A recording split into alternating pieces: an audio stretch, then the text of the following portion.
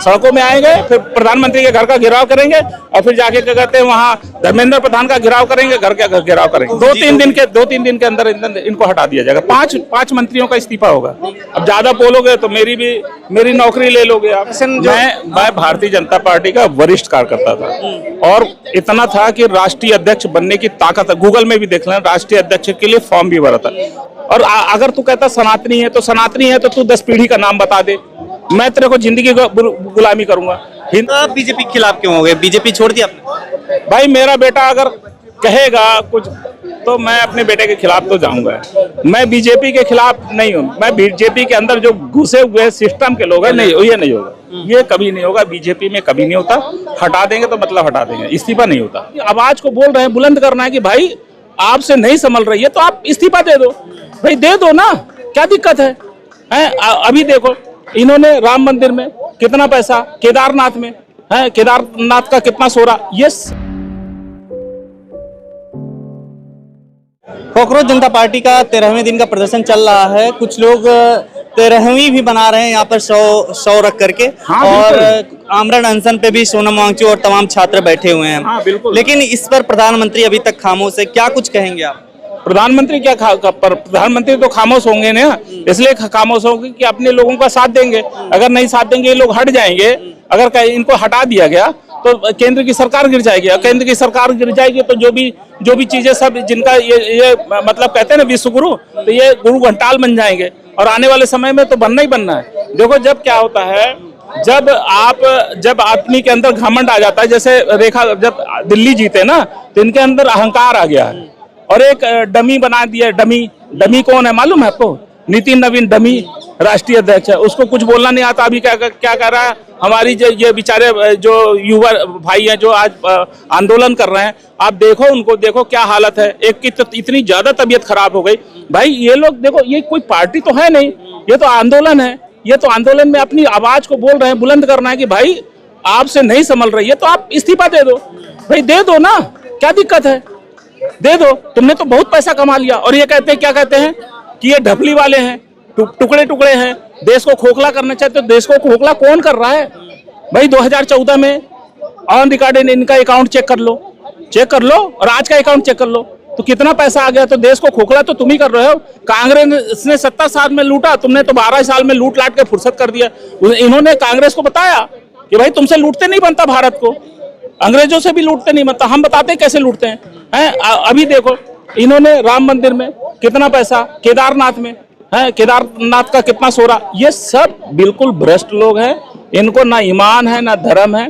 ये सोचते हैं कि जब हम ऊपर जाएंगे, भगवान के घर जाएंगे ना, तो सारा लेके जाएंगे। कोई कुछ नहीं लेके जाएगा, यहीं का यहीं धरा जाएगा। तो मैं इन लोगों से आपके चैनल के माध्यम से कहता हूँ कि अभी भी सुधर जाओ, है अपना कर्म सुधार लो, नहीं तो आने वाले समय में ऐसे हालात हो जाएंगे जैसे लालकृष्ण आडवाणी का हालत देखिए कितनी बुरी स्थिति है। इनके साथ भी वही स्थिति। ये चाहेंगे भी कि भगवान मेरे को उठा ले और भगवान इनके कर्मों की सजा देगा। पर मैं आज देखो क्या है, आदमी कितना भी पैसा कमा लेगा, खाएगा दाल चावल रोटी सब्जी, ज्यादा है तो मैं कहता हूँ कि भाई अगर मेरी बात में है तो आप शमशान घाट में घूम आओ एक बार, आपको पता चल जाएगा कि स्थिति सही चीज क्या है। भाई खाली हाथ आया था, खाली हाथ जाएगा, राजा रंग फकीर। तो मैं ये कह रहा हूँ कि भाई हमारे देश में कुछ ऐसा कर जाओ, कुछ ऐसा लिख जाओ। अरे तुमसे तो यही तो बोल रहे हैं कि शिक्षा व्यवस्था सही कर लो, प्राइवेटीकरण का खत्म कर लो, पर ये नहीं चाहते। अगर ऐसा कर लेंगे तो इनके पीछे झंडा लेके कौन घूमेगा? कौन घूमेगा भाई? शिक्षा अगर सही हो जाएगी तो लोग तर्क वितर्क करेंगे। और ये लोगों को जैसे आरटीआई अब आरटीआई में लगाओगे तो आप इनसे कोई क्वेश्चन नहीं कर सकते। भाई पीएम केयर फंड में कितना पैसा है, और कंपनियां इनके पास बहुत सारा पैसा है। मतलब उस पैसे का, भाई आप हमारे कैशियर हो, हमने आपको कैश में बैठाया, तो आप हमको ये बताओ ना कि भाई आप जो कैश का हिसाब किताब रखे हो उसमें कैश में कितना पैसा है। ये तो जनता का पैसा है ना। अब आप जनता के पैसे पे ऐश कर रहे हो, ये तो गलत बात है। कुछ लोग कह रहे हैं अगर ये धर्मेंद्र प्रधान को दूसरा रिसफलिंग कर देंगे, अगर दूसरा मिनिस्टर बना देंगे तो ये प्रदर्शन ये नहीं होगा, ये कभी नहीं होगा। बीजेपी में कभी नहीं होता। हटा देंगे तो मतलब हटा देंगे, इस्तीफा नहीं होता। ये सीधे हटा देंगे, फिर हटाने के बाद चाहे इनके लड़के को कुछ बना दे, कुछ पद दे दे, वो बात अलग है। पर इनको नहीं रखेंगे। राजनाथ सिंह के दोनों लड़कों को दे दिया, क्यों दे दिया। एक उम्मीद है कि ये आप लोग को 2-3 दिन के अंदर इनको हटा दिया जाएगा। 5 मंत्रियों का इस्तीफा होगा। हरदीप पुरी, धर्मेंद्र प्रधान और क्या बोला था, एक धर्मेंद्र प्रधान, एक राजनाथ सिंह और 2 लोग और हैं इसमें। अब ये मेरे को ज्यादा नहीं, मैं 3 का तो कंफर्म है कि 3 जाएंगे। मतलब ये खबर आपको कहाँ से? अब ये लो, अब कहाँ से, अब मैं आपको बता रहा हूँ, बस हो गया, मेरे को जानकारी है तो बता दिया आपको। अब ज्यादा बोलोगे तो मेरी नौकरी ले लोगे आप। अच्छा, ये प्रदर्शन जो मैं भारतीय जनता पार्टी का वरिष्ठ कार्यकर्ता था और इतना था कि राष्ट्रीय अध्यक्ष बनने की ताकत, गूगल में भी देख लें, राष्ट्रीय अध्यक्ष के लिए फॉर्म भी भरा था, पर इन लोगों ने ऐसे आदमी को बना दिया, नितिन नवीन को, कि जो 10वीं फेल है। तो उसको इसलिए बना दिया कि वो जैसा कहेगा वैसा करेगा। हम तो ना करते बिल्कुल, हम तो 6 महीने में दोनों को हटा देते, चाणक्य को भी हटा देते, नरेंद्र मोदी जी को भी हटा देते। भी जुड़े हुए आप? हाँ, जुड़ा हूँ, कोई दिक्कत नहीं। पर जैसे इस प्रदर्शन में तमाम लोग आरएसएस का विरोध कर रहे हैं। देखो, आरएसएस का विरोध इसलिए कर रहे हैं कि आरएसएस एक संगठन है, वो भारतीय जनता पार्टी उसी के संगठन के हिसाब से काम करती है। इन्होंने 75 साल बोला था कि 75 साल में सबको इस्तीफा देना चाहिए, इस कारण से लाल कृष्ण आडवाणी जी को प्रधानमंत्री नहीं बनाएगा। अब ये क्या है कि अब ये 76 साल के हो गए, अब इस्तीफा दे नहीं रहे। तो मोहन भागवत ने भी टिप्पणी की थी, तुम्हारे नड्डा जी ने भी की थी कि हमको जरूरत नहीं है आरएसएस की। तब तो देखो ना कितने सीट पे थे, 400 मांगा था ना, 400 पार, कितने पार हो गए, 281 में ही समझ गए थे ना। तो ये सोचो कि माननीय नरेंद्र मोदी जी हारते हारते बच गए, पहले पीछे चल रहे थे कि नहीं। तो ये इसको जिताया गया है। अयोध्या के तो सीट वैसे हार गए, अब अयोध्या में राम मंदिर की भी चोरी हो गई। तो अब ये पिंटू कौन चौधरी है, कहता है कि अरे हिंदू का पैसा, अरे तो कौन सा हिंदू का पैसा है, हिंदू का कौन सा पैसा है, तू हिंदू अपने आप को बोलता है, तो हिंदू शब्द आया कहाँ से ये बता दे। और अगर तू कहता सनातनी है तो तू 10 पीढ़ी का नाम बता दे, मैं तेरे को जिंदगी का गुलामी करूंगा। हिंदू कोई वेद पुराण में नहीं लिखा, सिंधु से हिंदू बना है। हम भारतीय हैं, हम गर्व से कहते हैं भारत के लोग। तो आप बीजेपी के खिलाफ क्यों हो गए? बीजेपी छोड़ दिया आपने? भाई मेरा बेटा अगर कहेगा कुछ तो मैं अपने बेटे के खिलाफ तो जाऊंगा। मैं बीजेपी के खिलाफ नहीं हूँ, मैं बीजेपी के अंदर जो घुसे हुए सिस्टम के लोग हैं उनके खिलाफ। उनके खिलाफ? हाँ बिल्कुल। तो क्या देख रहे हैं? ये गंदे लोग हैं, बीजेपी के अंदर जो घुसे हुए लोग हैं वो गंदे लोग हैं। वो सब कोई कहीं से टूट के आया, कोई कहीं से। ओरिजिनल बीजेपी का कार्यकर्ता इस समय नहीं रहा। पहले की बीजेपी और आपकी बीजेपी में ऊपर से धरती और आसमान का अंतर है। तो अभी भविष्य कहाँ देख रहे हैं फिर बीजेपी का? बीजेपी का कहता है ना मैं, विनाशकाले विपरीत बुद्धि।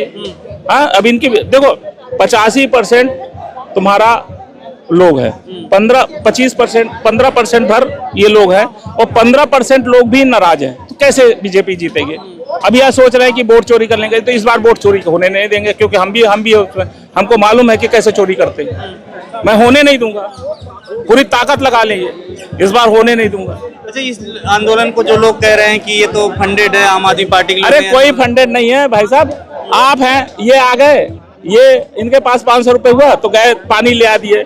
ऐसे सब लोग अपना ला के अपना क्या कहते हैं खर्चा देते हैं। ये सब लोग कोई बिस्किट ला दिया, कोई पानी ला दिया, कोई चाय ला दिया, इस तरह से ये आंदोलन चल रहा है। ऐसे ये फंडेड वोडेड कहीं से कुछ नहीं है, कोई फंडेड नहीं। तो नितिन नवीन जी का जो बयान आया या धर्मेंद्र प्रधान का, ये गलत है। उनको इस तरह के बातें नहीं बोलना चाहिए, बच्चों के लिए नहीं बोलना चाहिए, खासतौर से बच्चे। ये हमारे बच्चे हैं, हमारा भी बच्चा है, उसमें आने वाले समय में ठीक है। मैं कहता हूँ आज नितिन नवीन राष्ट्रीय अध्यक्ष है, खुदा न खास्ता पार्टी से हट गए तो ठीक है, तुम्हारे पास 181, अब फिर जांच बैठेंगे, तुम्हारा पैसा सारा ले लेंगे, फिर तुम क्या करोगे? तुम? हम कहते हैं दूसरी पार्टी आके बैठ गई केंद्र में और मतलब राज्यों में बैठ गई और तुम्हारे पैसे को जांच किया गया और तुम्हारा पैसा सब वहां से निकाल लिए, फिर तुम क्या करोगे? फिर यही बच्चों के तो फिर तुम आंदोलन करोगे। तो हम तुम्हारे बच्चों की इसी तरह की भाषा करेंगे।